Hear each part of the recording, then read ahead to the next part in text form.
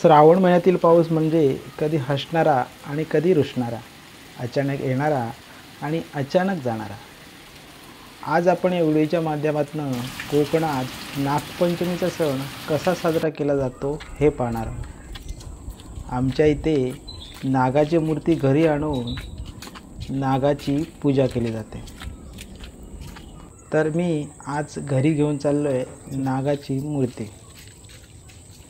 पूर्वीच्या काळी भिंती शेणाने सारून त्याच्यावर नागाचं चित्र काढलं जायचं आणि त्याच्या समोर पाट ठेवून नागाची मूर्तीची पूजा केली जायची।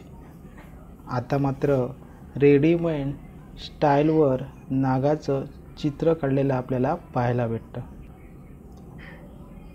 मी त्या नागाच्या चित्रासमोर पाट ठेवून मला जमेल तशी रांगोळी काढली आणि त्याच्यावर एक अळवाचं पान ठेवून त्याच्या अळवाच्या पानावर नागाची मूर्ती ठेवून त्याची मी आता पूजा करणार आहे। पूर्वीच्या काळी आम्हाला सांगितलं जायचं की नागपंचमी दिवशी कोणतंही खोदकाम करू नये किंवा कोणतंही झाड तोडू नये। यामागचं कारण नक्की मला माहीत नाही। कदाचित शेतकऱ्यांना एका दिवसाला शेतीच्या कामापासून आराम भेटावा हे असावं।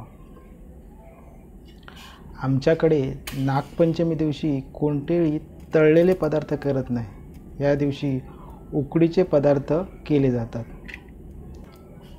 तर आज आमच्याकडे नागपंचमीला पातोळे बनवले जातात। पूर्वीच्या काळी पातोळे पंगाराच्या पानात बनवले जायचे। आता हळदीच्या पानात पातोळे बनवतात। मात्र आम्ही थोडीशी पंगाराची पानं आणली आहेत आणि थोडीशी हळदीची पानं आणली आहेत। तर आपण हळदीच्या पानात आणि पंगाराच्या पानात आज पातोळे बनवणार आहे। नागाच्या मूर्तीची मी आता पूजा करून घेतली।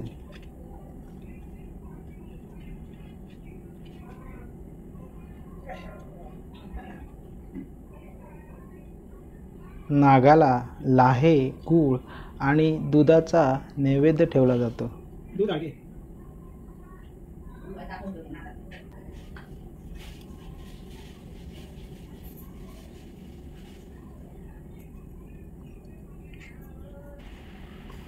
काही ठिकाणी नागाच्या वारुळाच्या इथे जाऊन नागाची पूजा केली जाते। ही पंगाराची पानं आहेत आणि ही हळदीची पानं आहेत। मोदकाला करतात त्याप्रमाणे सारण केलं जातं आणि तांदळाचं पीठ त्या पानांवर पातळ थापून त्याच्यामध्ये हे सारण भरलं जातं। तर आज आपण पातोळे एका टोपामध्ये करट्या ठेवून त्याच्यावर चाळणीवर उकडून घेणार आहोत।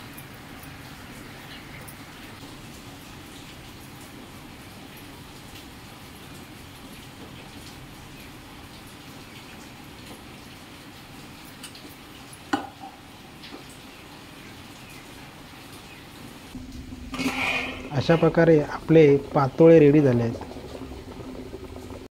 नागोबाला नैवेद्य दाखवून आपण जेवण करून घेणार आहोत आणि संध्याकाळी 5 वाजता पुन्हा नागाची पूजा करून ते नागाची मूर्ती आपण आता अळवाच्या पानामध्ये ठेवून येणार आहोत।